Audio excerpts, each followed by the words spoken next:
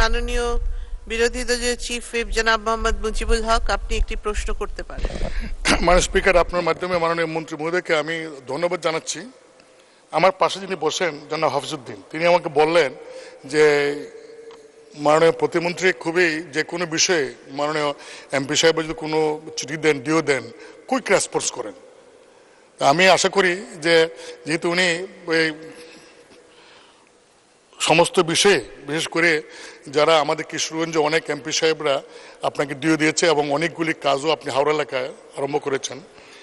আমি আমার এটাতে আসলে এই হাওড়া এলাকায় অনেকগুলো উপজেলার মানুষ তারাইল হয়ে কিন্তু ঢাকা আসে। তারপরে আসলে এই শুকনার সময় খুব সমস্যা হয়।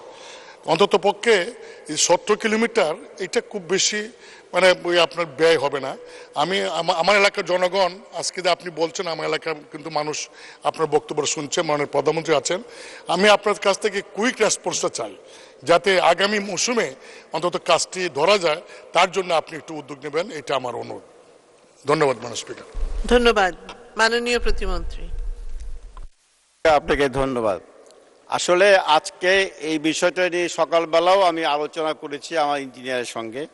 আপনি যেটা বলেছেন 17 কিলোমিটার, সেটা একটা উপায় আছে, কিন্তু আমরা চাই যে সার্বিকভাবে সেই এলাকাটা যাতে করে আমরা নদীর জলবদ্ধতাটা এবং শুকনো মৌসুমে যে পানি না থাকে সেটা সার্বিকভাবে যদি আমরা প্রকল্পটা হাতে না নিই, তাহলে পিসমিল প্রকল্প হাতে নিলে পরে কিন্তু আপনি কয়েক বছর পরে কিন্তু আপনারা দেখবেন যে আবার জলবদ্ধতা হয়ে গিয়েছে।